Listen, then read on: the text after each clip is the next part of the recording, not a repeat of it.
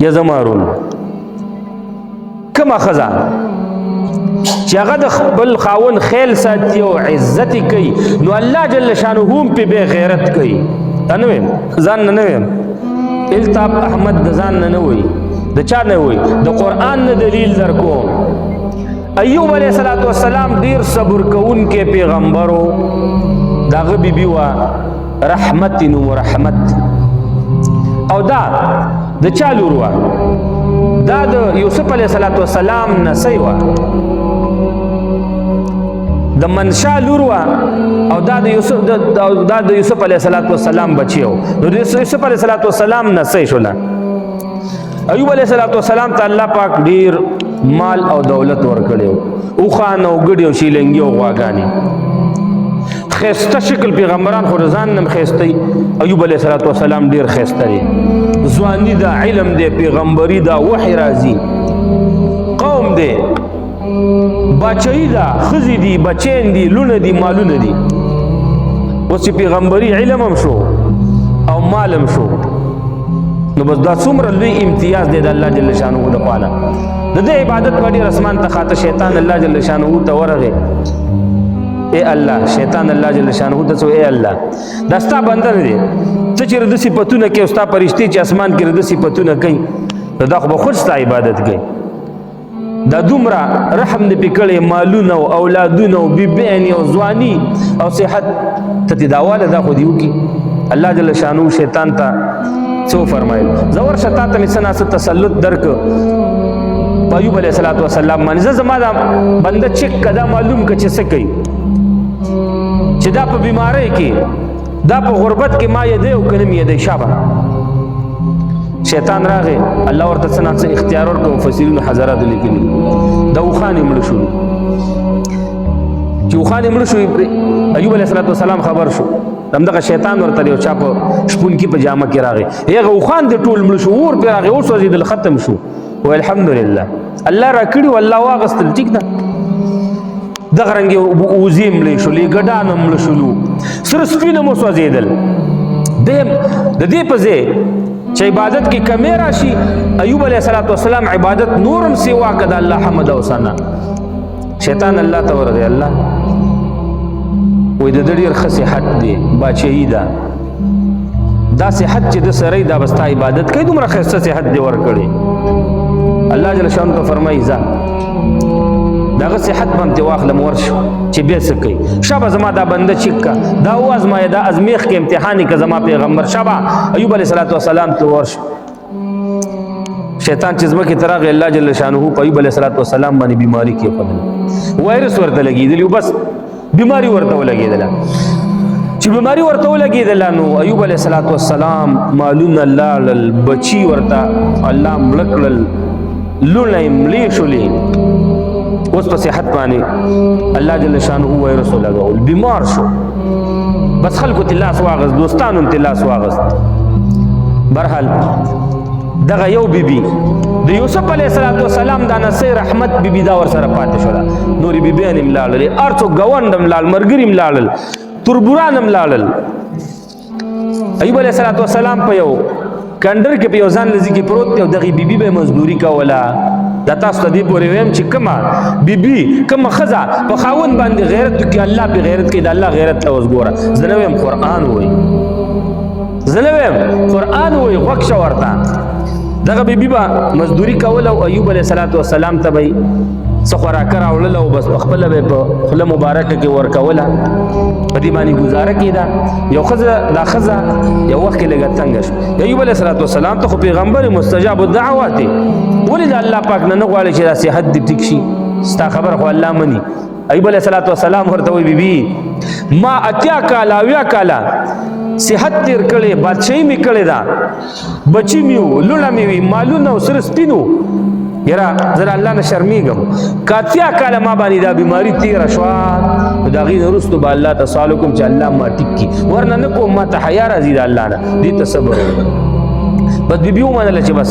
ټیک ده دا خاوند به ما سره یو زه به یې عزت خیال به یې ساتم چې کوم وخته پورې زه به یې عزت کوم یو وخت دی بیبي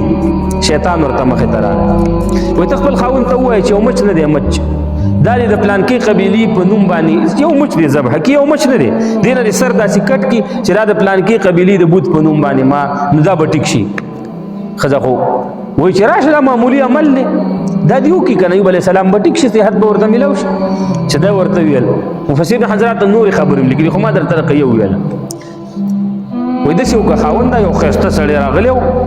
سمولا سه ګډ ور خسړیو بزرګو نیکو د الله ولیو او ما ته دغه ویل چې خاوند دستا یو مچ قرباني کی د پلان کې قبيلي بنو خاوند او کا کنه ایوب علیه السلام ورته فرمایي ساده خزي اے ساده خزي ته پیغمبر ته شرک حکم کې نه هرگز نشم کوله خو قسم په الله که زه ټیک شوم تا به سل چوکي وام سل لختي بده وام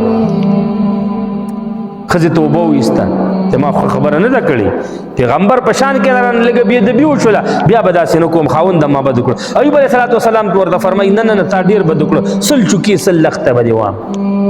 دغه خزه یو وخت کې مزدوري ته لاړله او مزدوری ملاو نشولا اوس که خاوند ترازی نو خاوند وګی دی بیمارم دی څه به کوي نو دې داسې چلو کو چې یو مالدار زنانه وه خپله دا یو طرف کوڅۍ دا یې کټ کړله هغې وخت کې دا مزي دا شیزونه ډېر کم وو د دې نه به خلکو چې دی مزي او دا رسۍ دا جوړولې د دا یو کوڅۍ ځان نه کټ کړه دا واله په دې څه وکړم بس موږ ته لږه روټۍ راکړه لږ څه راته راکړه لږ طعام لږ وړه لږ غنم لږه روټۍ لږ سالن چې زه خپل خاوند ته ویسم کوڅۍ هغه زنانه ته ورکړله روټۍ ترې راواغېستله نن دا طعام لږ خوندور دی او ډېر دی ځکه چې ویښتې خرڅ کړي دي ویښتې ورکړي دي مجبوره ده ښه دا د اکراه حالت دی دا د تکلیف حالت دی کله چې یو دومره تکلیف حالت راشي چې انسان د ولګي نه مړي نو الله مري الله جل شانو فرمایي د خنزیر غوښه هم خوړلی شي مردار هم خوړلی شي پروا نه کوي خو ځان به پې ډېر نه مړی او هر وخت به بیا عادي کېږي نه د دې ته ضرورت دی ویښته یې خرڅ کړ ایوب علیه السلام د بیبي ته فرمایي رحمت دا نن خوراکه ډېره مزېداره ده را چېرته وه وایي بس مزدوري مې ده ومې کړه را مې وړه ایوب علیه السلام شک کې شو په سبا بیا چې لاړه مزدوري پیدا نه شوله بیا هغې ښځې ته ورغله بیا د ځان نه کوڅۍ کټ کړله ویښته وایي دا م رانه واخله ویښته لاړل د چا نه قرباني شو د خاوند نه قرباني شو د پیغمبر نه قرباني شو دې ته اوس غیرت وای دې ته اوس بیبي وای دې ته اوس زوجه وای دې ته اوس مینه او محبت وای چې دا خپل حیا خپل عزت د خاوند لپاره خرڅ کړ خپل وخته د ایوب علیه السلام لپاره خرڅ کړ بیره لبیبي رحمت نن خدا خوراکای بل سلام سلام ورته فرمای خپل بیبي ته نن خو ډیره مزیدار ده شابه پرونم ډیره او ننم ډیره د څه چل کړي نخرم والله نخرم ترغی چې ال دی نه ویلې زما خاوند زه مزدورۍ ته لاړم چا کره کور کې کار نو ما ویل چې تاب د ولګي نه په تا باندې څه چلو شي تکلیف به درته میلاو شي پرون مې یو کوڅۍ ویښته یو ګډه وخت خرڅ کړیو نن مې نور خرڅ کړو چې لو پټای ته لیکړو وختي ولیدل ایوب علیه السلام الله جل شانه ته په سجده پرې وته یا الله یا الله دغه بیماری دا وایرس دا زما زړه تم نور رانږدې دی الله زما دماغ تم رانږدې دی الله په دغه زړه دماغ باندې زستا ذکر کوم ستا حمد او ثنا ویم منځونه او د سونه کوم الله کمان یلونیو نو ګره الله جل شانه به زما معذور ما ستا عبادت ونشم کوله په جواب ستانون نشم غست الله مانا دا بیماری ختمه کا ایوب علیہ السلام قصہ اللہ جل شانہ قرآن عظیم شان کی ذکر فرمائی و ایوبا واوری ایوب علیہ السلام اذ نادا ربہو کله چې خپل رب ته आवाज وک درخواست وک عاجزی وکړه سیویل انی مسنی الضر یا الله ما ته دغه بیماری دا تکلیف را رسیدلې ده او یا ځین مفسرین حضرات فرمای تکلیف سو د خپل زنانه دا وختي چې ولیدل چې زما زنانه وګوره وختي زما د پاره خرڅ کړي الله وانت ارحم الراحمین یا الله ته ډیر خرحم کوونکې د هر چانه الله په ما رحم وکا صحت را تراکا الله جل شانو ورته فرمای ته دې پوند ته یو گزار ورکا ایوب علیہ السلام شبا ایوب علیہ السلام خپل ډیره کمزور ده ټول وایرس نیولې د بیماری نیولې ده دغه خیخ په دقه سي په قلار په دې ځمکه باندې والا نو څه چل شو د دقه پوند لاندې خپل حوض راغی رانی صفا وبراله الله جل شانه ورته فرمایي ایوب علیہ السلام شابه دی کې ولامبا ایوب علیہ السلام چې په څنګه غټو ولا او را پاسې د مکمل واپس ځواني راغله صحت راغې ظاهري بدن ټول د بیماری نه ټیک ټاک دی یو څلويخ قدم یې واغستل به ورته الله جل شانه فرمایي ایوب علیہ السلام دا بل خپل چې د شابه زمکی ته هوا زمکی ته واله الله جل شانه ورته بل چینه راويستا و شابه دا او به وسکا چې وبوي وسکله الله جل شانه ظاهري باطني ټوله بیماری ته ختم کړل. ایوب علیه السلام یو ګټ ته یو سیټ ته کېناست، دا بیبي راغله، رحمت بیبي راغله. ایوب علیه السلام دا غیرتمند بیبي اواز کوي، اے دلته زما خاوندو، دلته می خاوندو، اے څوک اواز ولې نه راکوي؟ هغه ویریدا ګینه چې دا څه شو، دا خاوند می چرته ضایع شوی دی، چرته چاولې دی، چا ورته تکلیف رسولې، ای افسوس زما خاوند څه شو. د ایوب علیه السلام خو ګوري دی ګوري، ورته اے سړیا تا ته وایم زما خاوند دلته یو بیمارو. ایوب علیه السلام بیمار سړی او دغه تپروت هغه څه شو،